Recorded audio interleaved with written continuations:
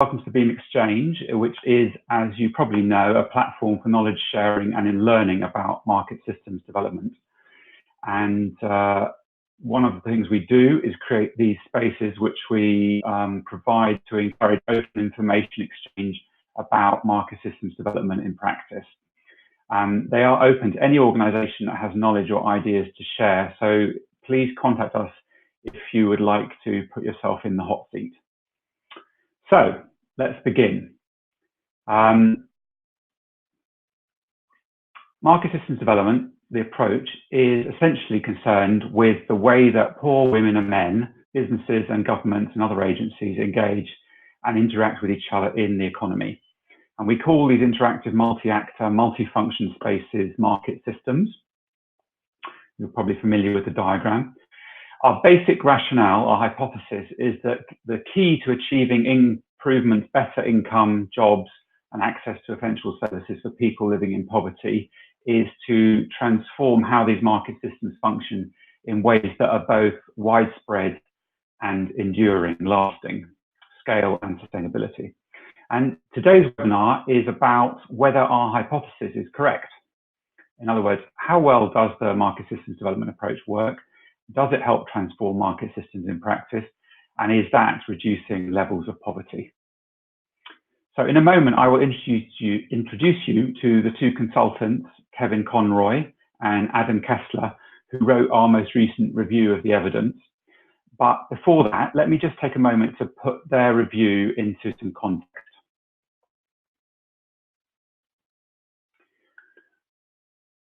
So when we started the Beam Exchange in about 5 years ago, 2014, one of our three main goals was related to credibility. And we wanted to build an evidence base that could be used by researchers or practitioners to assess the impact and the effectiveness of the market systems development approach in general. Now, the first step in building that evidence base was to gather the documents that provide the evidence. And we did this with a systematic search procedure, and we continue to do this with a systematic search procedure, but also through more informal gathering of data, of documents through our networks with people like yourselves.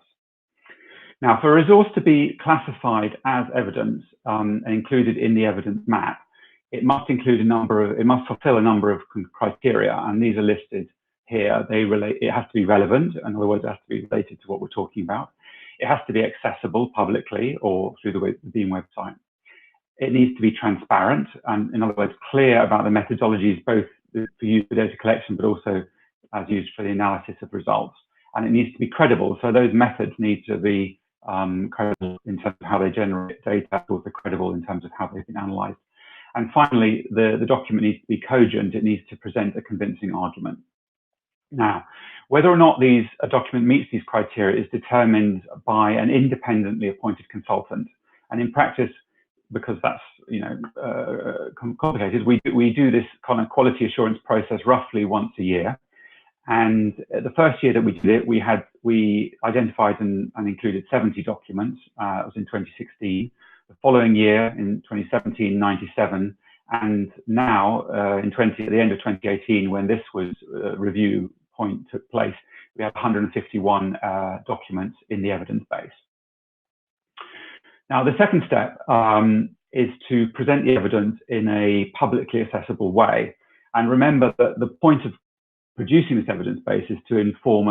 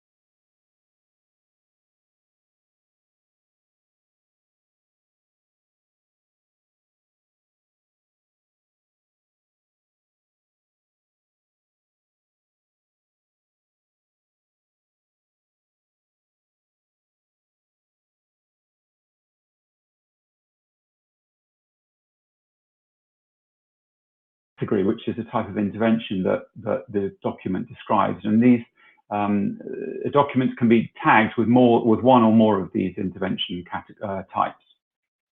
Now, I know this is quite simplistic, but what it enables us to do is to provide a kind of visual map. So if you're familiar with the evidence map, you'll recognize this matrix. And this enables people to identify where there is evidence at different levels and also for different types of intervention area. Now, in addition to that, you can also, if you're a user of this map, you can also filter it according to various other criteria, such as the type of evidence, the location, the country that the evidence is describing, also the different sectors that the programs are working in. And that gives you this kind of, when you use one of these filters, you get a more refined evidence map, and you can see the numbers change there. So you're seeing a smaller subsection of what's in the data. And then finally, when you're ready to dive into a particular set of data, you can click on one of these circle in numbers, and you get an oversight like that of exactly what documents are available in that particular category of that particular section of the evidence map. Now, that's the process we use for building the evidence map. And then, as I said, as soon as we've completed our sort of gathering of new data, as soon as possible, we contract an independent consultant or consultants to review the material. And this year, the target audience for the review, by the way, is people like yourselves, practitioners, but also particularly senior decision makers and policy advisors within donor agencies. And this year, the terms of reference that we gave the consultants asked them to focus in particular on new content. So we had about 16 new documents. And to answer these questions here, what does it tell us about the outcomes of programs or interventions? Are they achieving systems change? What does the evidence base tell us about the impact of those changes in terms of poverty reduction? And what does the evidence base tell us about the cost effectiveness or the value for money of these interventions, and indeed of the approach as a whole? And finally, we asked the consultants to give us more broad conclusions and recommendations based on their analysis. And that, I'm very pleased to say, is what they've done. And so I would like to introduce Adam Kessler, who I think is going to speak third. And the first speaker I'm going to introduce is Kevin Conroy, who did the bulk of the work. Now, before I hand over to him, please take a note of the fact that we have a chat box down in the bottom right-hand corner of the screen there. You've probably seen it, and that is the place to post your questions. We have actually had a few very interesting questions in advance of the webinar from the registration process. So we will be starting the Q&A after the speakers finish. But if you have now or during the course of the webinar things you would like to comment on or questions you would like to ask the speakers, please put them into that chat box, and I will do my best to monitor that as they talk and give you responses and put those questions to the speakers after they've finished their formal presentations. Thanks for that. So Kevin, would you like to take us away?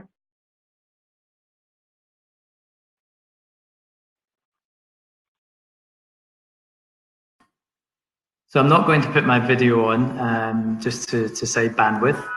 My name is Kevin Conroy. I'm a private sector development consultant, and I also have a few startup businesses across West Africa. Thanks to everyone for joining today. It's good to see some familiar faces in the participant list. And I'm also coming to you live from Liberia. So I'm going to go through what we did and then dive into some examples and case studies that we looked at to give us a real feel for how market system development is being applied and what results are coming out.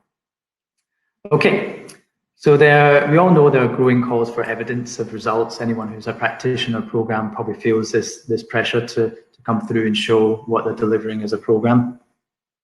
But we also know that market system development is now an established approach to understanding and intervening in markets so that they better perform for men and women.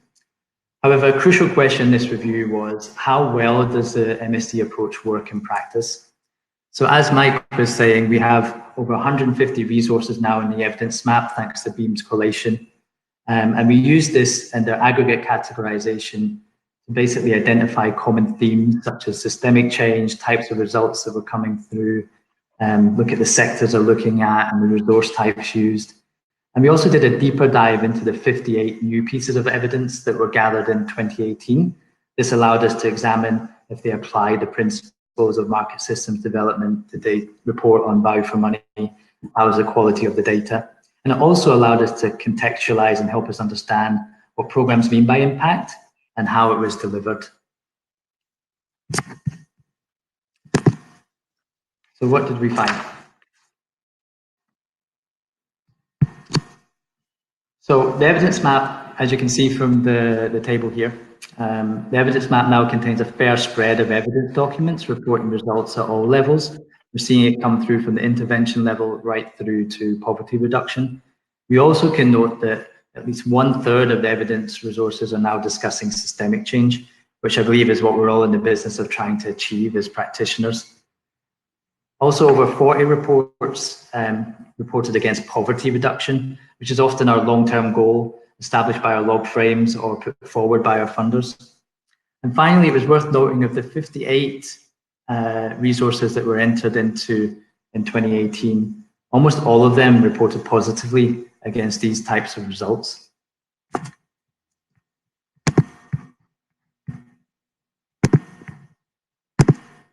Great. We also did put on here a slide to look at the sectors.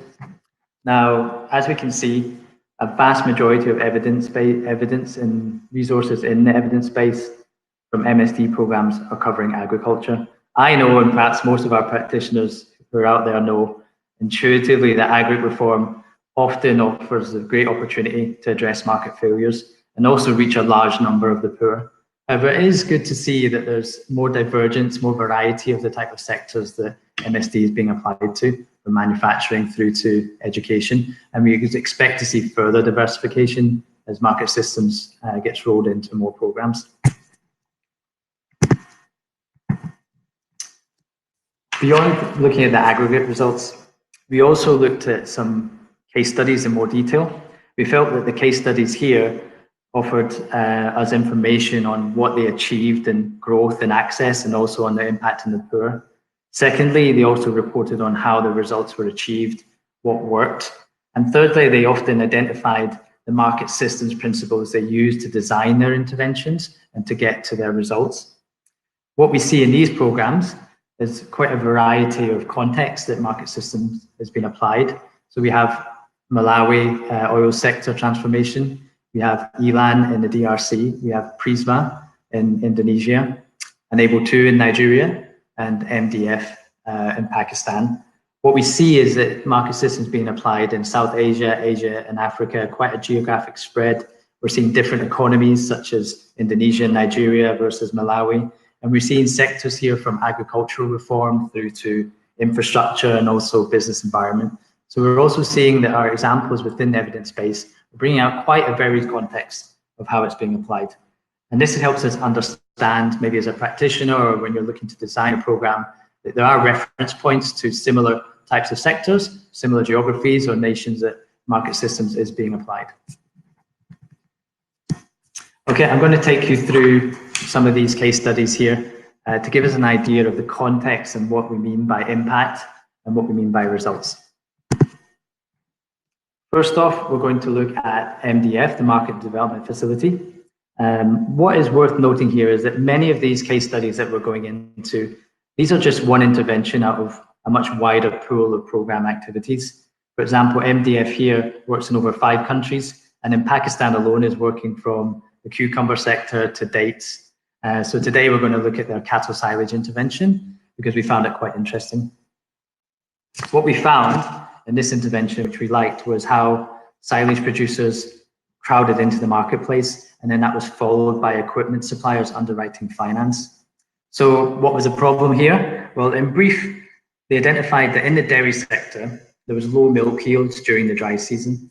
And the question was, why was that? So after some investigation and looking at the root cause, the team of MDF came up with the lack of cattle feed during the periods of drought. The lack of feed meant that the cattle could not produce the high yields that would be expected. So MDF was looking for a sustainable, innovative solution. And what they did was work on a technical solution to develop a low-cost silage model that could actually lead to cattle feed all year round. This was quite different from perhaps directly supplying feed or the government stepping in to subsidize farmers when there was low yields or putting some price thresholds on. What they did instead was take this technical model and provide it to interested entrepreneurs who wanted to get involved in this sector of the market. They also provided entrepreneurs with business development support. And then this enabled an original very small number of suppliers to actually grow into a cohort of silage producers who were supplying farmers with silage all year round. For me, and the programs that I've seen, establishing a commercial relationship that is profitable for both sides is really important when you're looking to sustainability and applying the market systems approach. However, the second task that MDF faced was how do you scale the provision of silage, and to do this in a way that was sustainable and not distorting the market, perhaps such as giving grants or giving out equipment. So MDF acted as a facilitator. They negotiated between potential equipment suppliers and with local banks to provide finance to the growing market. Essentially, the equipment suppliers underwrote the loan that would be given to these new silage entrepreneurs in order to reduce interest rates and increase the opportunities for finance for businesses. So what did this mean in the end? Well, from a very nascent, almost no actors in the silage business in this part of Pakistan, MDF seen the number of entrepreneurs grow from almost none to 16, and then eventually to over 100. So we're seeing that crowding into the business opportunity that people see. These silage businesses were able to reach over 11,000 smallholder farmers, providing them with year-round feed. These farmers then could turn that into increased milk yields. And then it was estimated by 2018 that this was in total of 50 million of increased incomes for these smallholder farmers. The program itself estimates that this will increase to over 33,000 farmers in 2019 and grow onwards from that. If anyone in the audience was part of these interventions and would like to elaborate more, they can perhaps do so during the discussions. You can see John Clifford there, who is part of Enable 2, so maybe he'll want to contribute later. For the sake of time, I have Prisma here, but I'll skip forward to most. What we really liked about this intervention and what we found interesting is how it responded to a lack of access to inoculant, which was brought on by subsidies and government control. The interventions themselves required both a policy change on the business side and then that technical assistance to agri-input businesses. So we have both a policy side and a technical support. The problem that was understood by the team that was low yields from soybeans and other oilseeds. The root cause that they identified in this case was the Ministry of Agric had a monopoly of production and of marketing, and they were selling this inoculant at a loss. The most team estimated that the Ministry of Agric's department was producing around 15,000 sachets, but there was a demand out there for over 400,000. So there was a big gap in the need there. There wasn't a commercial incentive for increasing supply, and the regulation stopped private production. Just to note that as a practitioner as well, I've seen many well-intentioned subsidy plans that actually result in less access to fertilizers and agro inputs for farmers than was intended. So most had a two-step solution. First of all was opening a dialogue for policy change in 2014. They had a series of dialogues with the private sector, agro-input dealers, and the Ministry of Agriculture, other donors, and other people pressing for change, including farmers. This dialogue led to one of their first achievements, which was an agreement to allow private production of inoculant. After that significant step, most moved into supporting agro-input businesses to pilot a commercial production and distribution of inoculant. So again, what does this mean in practice? What did this turn out to be in results? Well, the business that they supported in its second year was able to produce 78,000 sachets of inoculant against an original 15,000 that was being produced by the Ministry of Agriculture. They worked with over 60 distributors and were able to sell over 50,000 sachets to farmers. This allowed, in terms of results, 17,500 farmers benefiting from access, and this access allowed increased higher yields. The program estimated that the income from these higher yields was about $80 per farmer, or 1.4 million in total. There is a forecast that the access will grow to about 65,000 farmers in the coming years, and this would equate to about 5 million in increased incomes. So through these examples that I've just spoke to, we can see that the evidence map does provide a resource which can be very beneficial to people like yourselves who might want to go in and look at how market systems has been successful in the same sector or similar sector, perhaps in the same country, or perhaps looking at policy reform as well. So I think on that note, I would now hand over to Adam, who can talk about some of the other things we've seen about the evidence coming through. Okay, hi everyone, I hope you can hear me okay. I've turned on my camera so you can also feast your eyes on my sitting room. And I'm just going to go to the next slide. And so we're going to talk about the evidence kind of base that underlies this. And so I think the kind of important achievements which Kevin has outlined and Mike spoke about come with some caveats related to the strength of the evidence base behind them. And I think there are a number of ways in which the evidence base was open to challenge. So I think firstly, there was a heavy reliance on internal reviews within the kind of evidence framework. Most of them were commissioned by the teams implementing programs, and just 2 of the documents we reviewed were externally conducted. Just to put kind of my biases up front, I do work as an internal MRM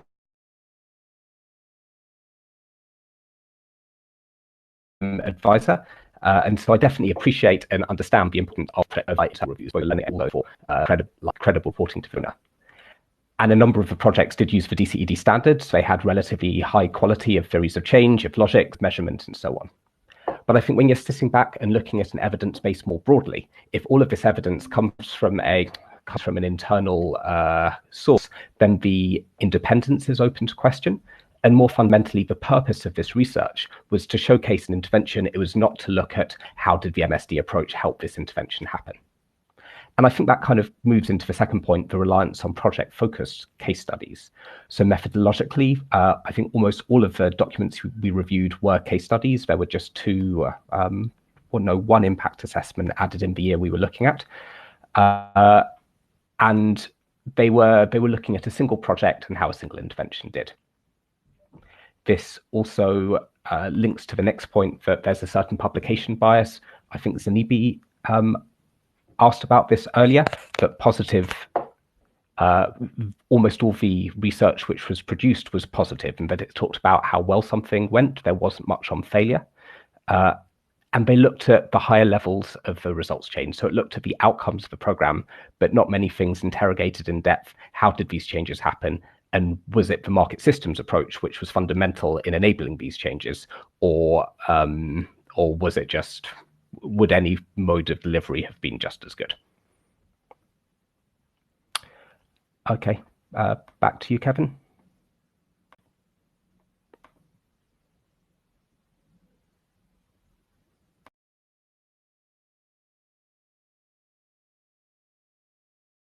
I hope everyone can hear me again. So I'm just going to come back in and talk briefly about value for money.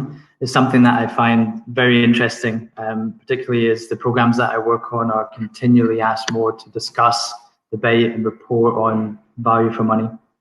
So what we've seen in the evidence base is that although there was over 50 new resources added in 2018, only 8 discussed value for money, and only 4 of those 8 were clearly delivering value for money in terms of how it was judged by the funder. There were some challenges that go beyond that. So we know that ex post data, that is research that's done after a program is finished or into the future projections of the program results, is absent. But yet that's where we often see our biggest return on the investments we made as a program. For example, the program I'm on at the moment has been running for about 5-6 years, and only in the last 2 years have results started to come through that match our log frame, in some places exceed it, but we expect the next phase of the program to really solidify the returns and continue growth to be seen. But there's often, very often, no type of data collected to that extent. Secondly, and this is something I've experienced in a number of programs, is calculating value for money requires a change on how programs collate their spend data, and also how that is attributed to the activities. It's a very tedious and also arbitrary task that needs to be done, where you tag all of your spending against an activity for the program, and that activity is part of perhaps a work plan or an intervention plan. That is required to actually get a true reflection of your spend on intervention activity. And a lot of programs who are not currently doing it now are unable to go back and do it on their previous spend. This is also perhaps distorting some of the value for money figures that have come out.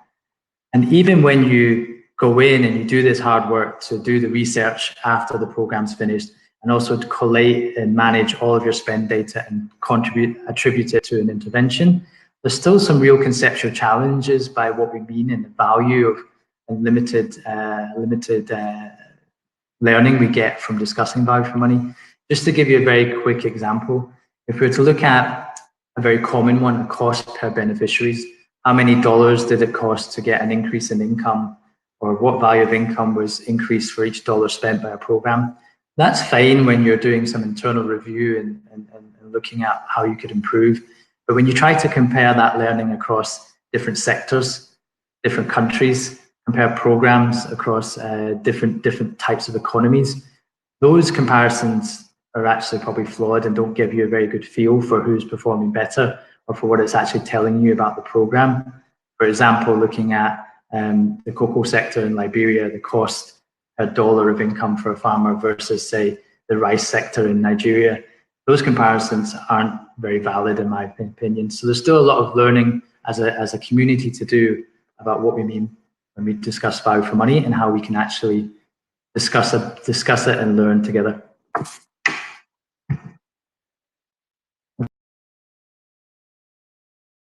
So I'm going to keep my video turned off, so you will not have such a good view. But on the plus side, hopefully you can hear me better. And we're going to get into the question of what kind of evidence is required. And this is something a lot of people put questions in before the webinar, and we don't have the finalized answer. So I'm just going to give some initial thoughts, and then hopefully you can add more in our questions and answers at the end. So I think it's really important to acknowledge that the question of whether MSD works or not is a challenging one, and much more challenging than it first appears.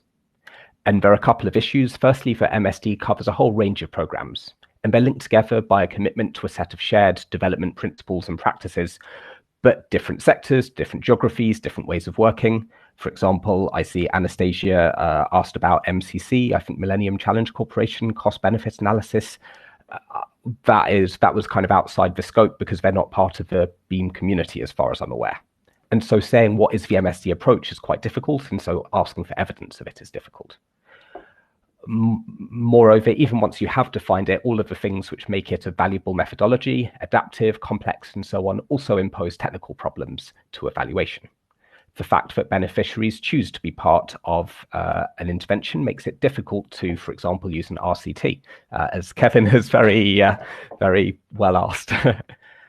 Similarly, the fact that you work through market actors, you're working, let's say, through a seed company or through a contract farmer, it makes it hard to exert the level of control needed for an experimental RCT design.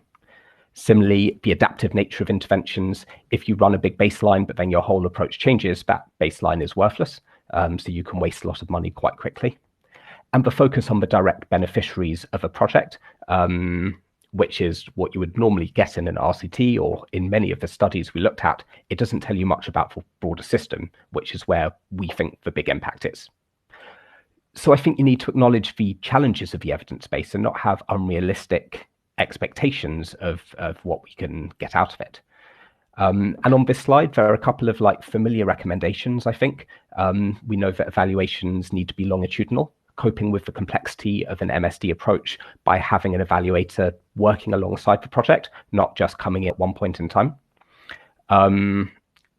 Independent, so having someone who is external enough to the program to kind of give a different voice.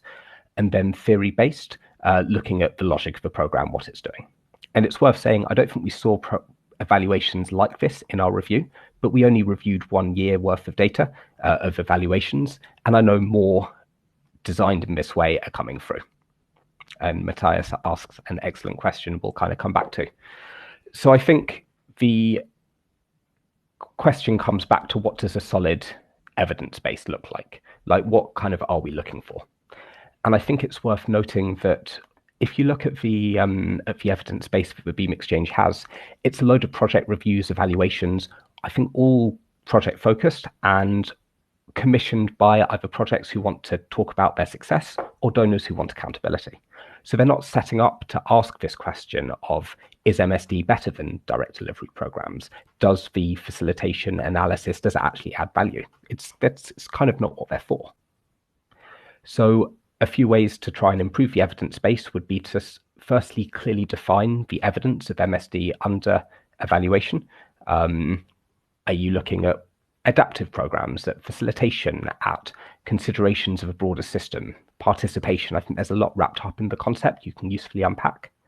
And secondly, moving from project-based research to either comparative studies of different MSD programs, looking at what works best in different contexts, and using the opportunity to compare to understand better how an MSD approach helps, and also comparing to non-MSD programs. So this comparison of direct delivery to MSD is one which we make quite glibly. You've probably seen a diagram of like impact going up over time for MSD and reducing over time for direct delivery.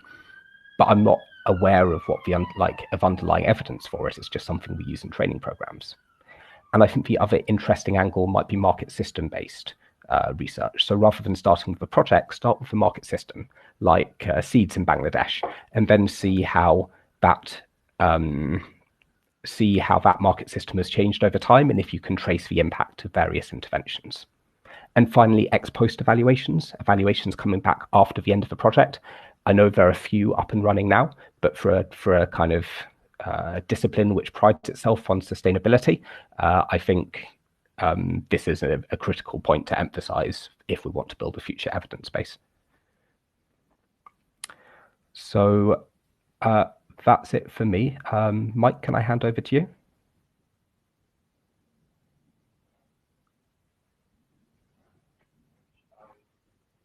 Very, very nice to hear you. And I've also put my camera off if the problems we had with my microphone or organization resolved. So I hope you can all hear me now.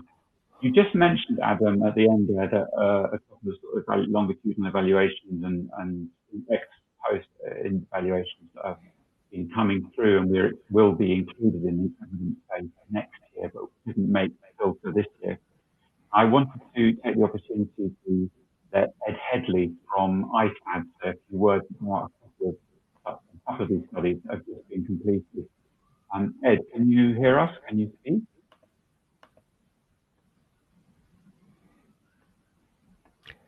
You need to unmute yourself, Ed, by clicking the little mic on your on the kind of video cutout.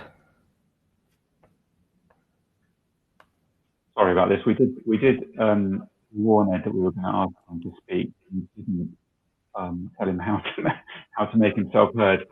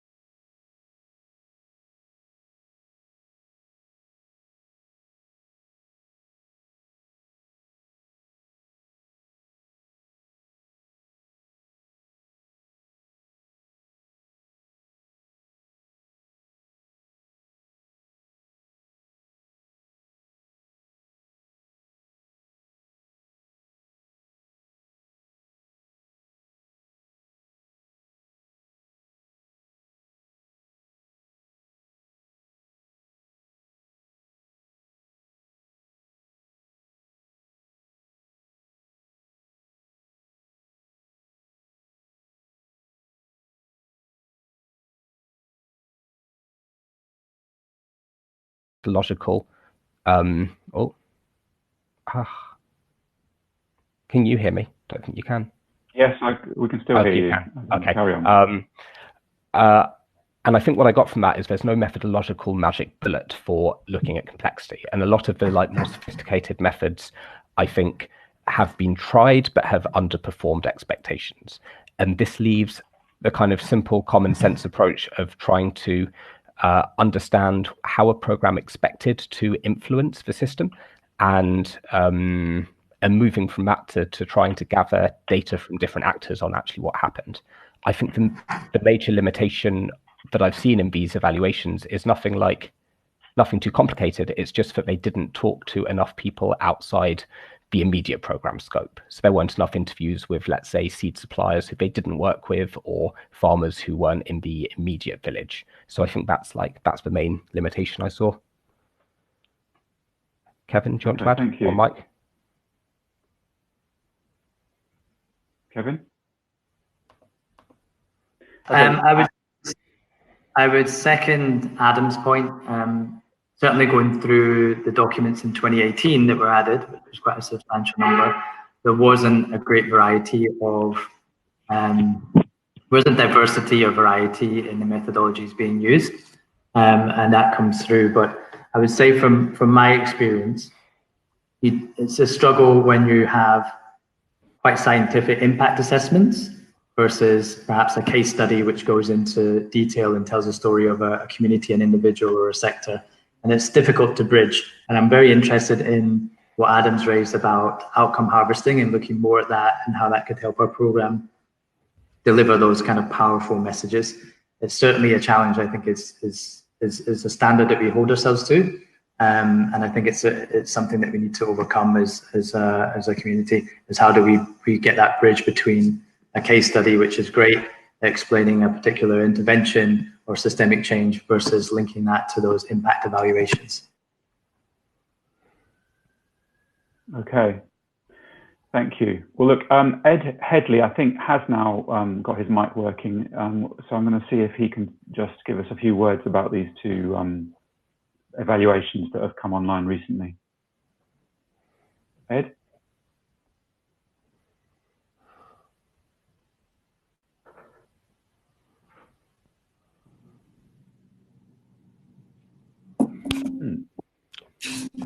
Can you hear me now? Yes, Ed, we can hear you. Oh, finally, crikey. I thought that was going to work again. Yeah, so sorry about that. Yeah, so just quickly, I can say a few words about two longitudinal evaluations that I sort of just completed. So one is of the Samarth program in Nepal, and the other is of the Food Trade Eastern Southern Africa program. So they were both DFID funded market systems programs. So we've been running the Samarth evaluation since early 2017 and completed it this summer. And we've been running the food trade evaluation since, I think, 2014. It's been going for quite a while now. And we finished that earlier this year. So I just wanted to highlight that our report for the food trade evaluation is on the Beam website, and the final report for Samarth will be on the website very soon. And just to recap, so food trade aimed to catalyze more efficient trade in staple food in the region, and to benefit farmers, suppliers, service providers, etc. And Samarth was quite a sort of a classic FLP program in Nepal, which aimed to improve how the market functioned in a series of sectors in Nepal. And I also wanted to take the moment, so thank you very much, Mike, for giving us the opportunity to highlight that we've got a couple of learning briefs, we're calling them, which highlight some of the key lessons that we've learned from both evaluations. So for instance, for food trade, we highlight the importance of transparency between market players and trust in sort of predicting successful interventions, and the importance of time required to experiment and adapt.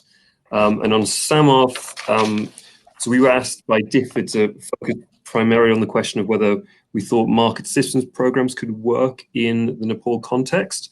And so we provided a short answer to that, which is we think in principle it can. The answer is yes.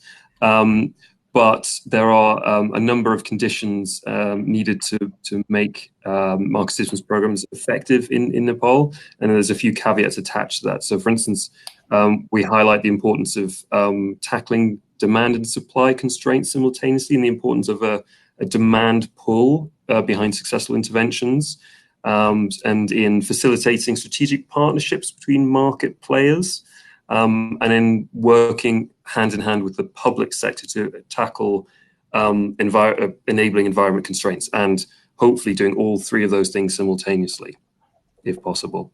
So yeah, I just wanted to highlight the fact that we've got these two reports, which hopefully will be of interest, and they will soon both be on the Beam website. Well, thanks very much, Ed, and congratulations, well done for sort of persisting in getting your technology sorted out. It's a horrible moment when I couldn't find the icon.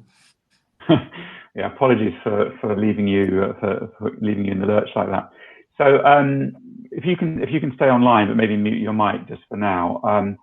Yeah, we'll look at some of these other questions. I've got a lot of questions coming in, so I'm sort of trying to decide how to manage this. But there's one question which has just come through from John Chettleborough, which would be kind of relevant for any of you as presenters, which was, did the use of the DCED standard for results measurement give you more confidence in the results that were presented?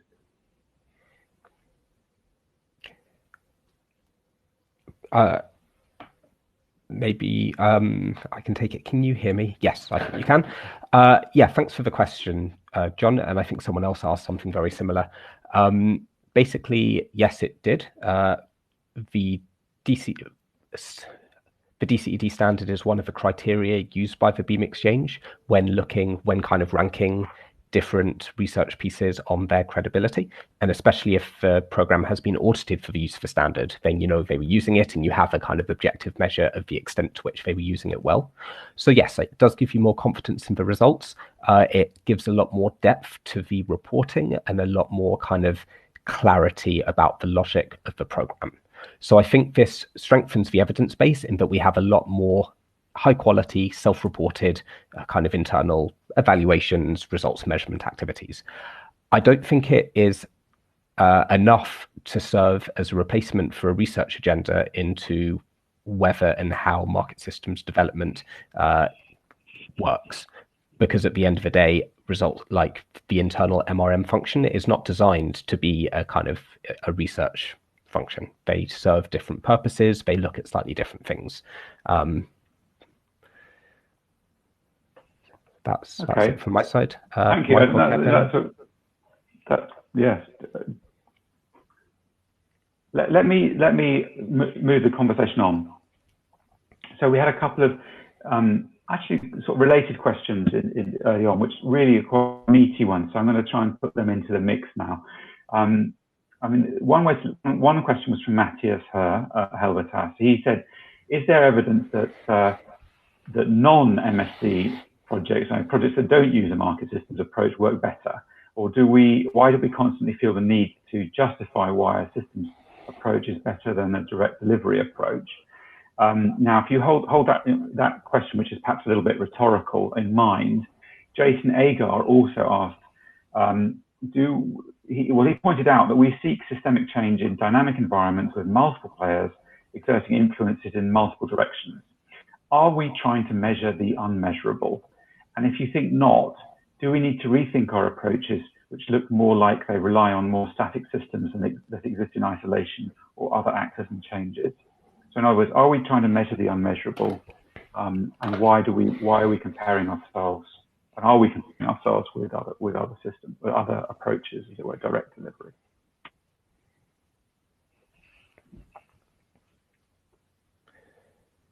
So it's a good question, Kevin. Do you want to give your thoughts and then I'll contribute, or should I go first? Got disconnected there for a short period of time. Apologies.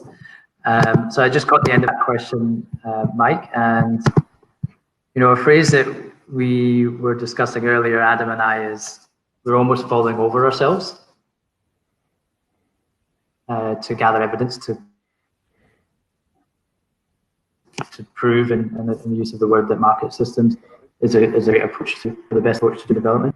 And the other thing that came up is Projects that we see as direct delivery, they don't categorize themselves as direct delivery programs, unlike us as a community of market systems development. So I think that provides a narrative in some sense of we're a community that are looking to define ourselves as market system development practitioners. It gives us a certain perspective on other programs that they don't necessarily have and reflect on themselves. I do think that there is, within the evidence space, there are lots of examples of the programs achieving change, and I think it's about how that's communicated and brought into a narrative when discussing with funders, donors, and those who are looking to support market systems programs. And it's not an easy task to do, but it's something that has to continue. And I think it can be measured. If we go back to what we were discussing earlier, looking at some of the human stories and the outcome harvesting as well. So we should be looking at new ways to do. Yeah, I think it's a really important question, and kind of underlying it is this the right question to be asked? And I think there are a couple of responses. One of them is, even if we don't think it's the right question to be asked, it is being asked of us. So I think there is kind of pressure from different areas to say, well, okay, does the MSD approach work? Can you prove it? So to just say, well, it's not the right question, I think isn't enough. I think also there are costs to an MSD approach, both in obviously the programs cost money, but also to move from direct delivery to an MSD imposes a cost on a program. And if you want to impose that cost, you kind of need to justify it. So I think it is a valid question. I think it is also something where we could have more evidence than we do. You're never going to have a perfect evidence base, but I think there is scope for improvement. Mike, I think you also have your own perspective, so maybe you want to add.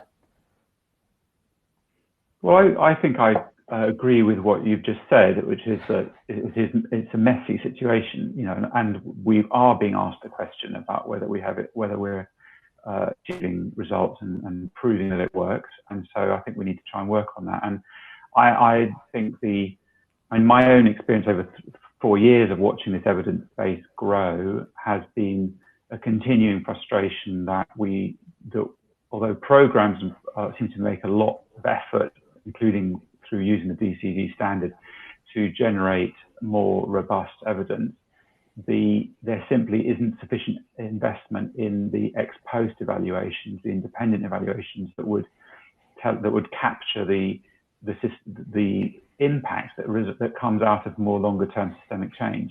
And since we are fundamentally about trying to achieve longer term, long lasting, enduring results, then that seems to be where we ought ideally as a sector to be investing to try and find the evidence. And I feel that has been simply been inadequate. And I mean, I don't want to sort of put the spotlight on any particular donors, but I have heard stories about donors who've had sort of intentions to do ex post evaluations of major programs, and then because of the internal kind of incentives within the organization, that those ex post evaluations have not happened or have been put off or kind of dropped off the agenda, and you wonder why it isn't. Well, it is frustrating that we don't put more into that. So if what we do at the Beam Exchange with this evidence review is really push this agenda of trying to get greater investment in independent ex post evaluations, or at least these longitudinal evaluations that Ed was mentioning, then that would be a good thing. That's where I'm coming from. And say, we lost Ed from the presenter list, but I might see if he has a view on this, although perhaps as an independent evaluation organisation, ITAD obviously have their own interests. But Ed, I see you're back. And do you have a sense of where the trend is? Are we seeing more rigorous ex post and independent evaluations now coming up? Are they in the pipeline?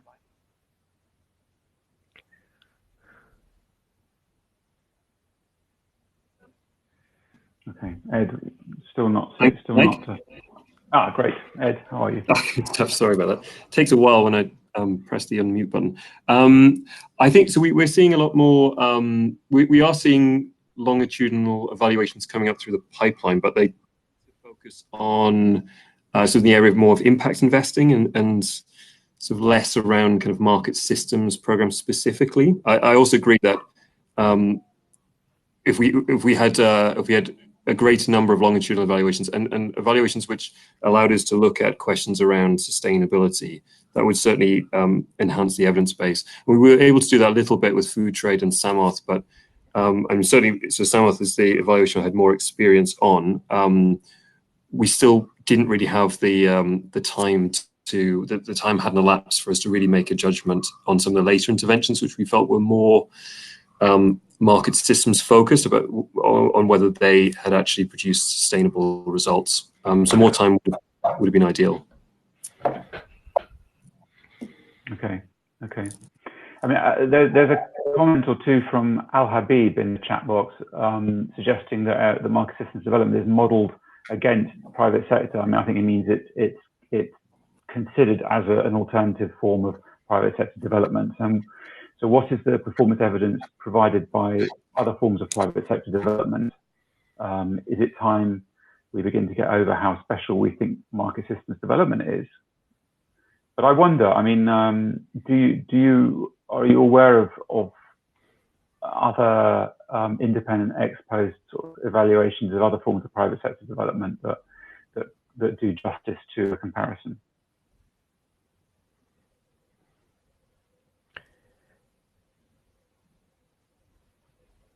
I'm not aware. I don't know the evidence base in other sectors very well. I think this question of like, well, is MSD working harder than it has to be? Do other areas have evidence bases? Has kind of come up in different ways. But I think yes, if MSD keeps claiming that we have a significant benefit over other forms of development, over direct delivery, then the question of, well, where is the evidence for this will continue to come, whether or not other forms of delivery have evidence based or not. What do you think? I mean, to go back to your final point about the need, if you like, to get away from a focus on project or program evaluations and look more at a sector-wide evaluation of the approach, which would, I guess, would look at this kind of question of comparing us as a field with other sorts of how the field evaluates impact. I mean, do you see any mileage in this? So I'm now getting a bit more speculative, and this is not like beyond what we said in the evidence review, but I think there are two ways you can go. One way is to look at an MSD project, but not just in isolation. Also look at either multiple MSD programs and see how they differ in their implementation and what difference this makes to the results, or compare an MSD with a non-MSD program and say, look, you know, they're both going in different ways, but one is providing training directly, one is working through training institutes or whatever. How does this play out in practice? I think Anastasia in the comments kind of expressed skepticism about the possibility of comparison between different sectors. And obviously you kind of always need to take context into account. But I think part of the problem with an individual project evaluation is that you don't have this point of comparison. You don't have the context which is provided by a comparison approach. And the second possibility is to go through the market. So start with your unit of analysis as a market system.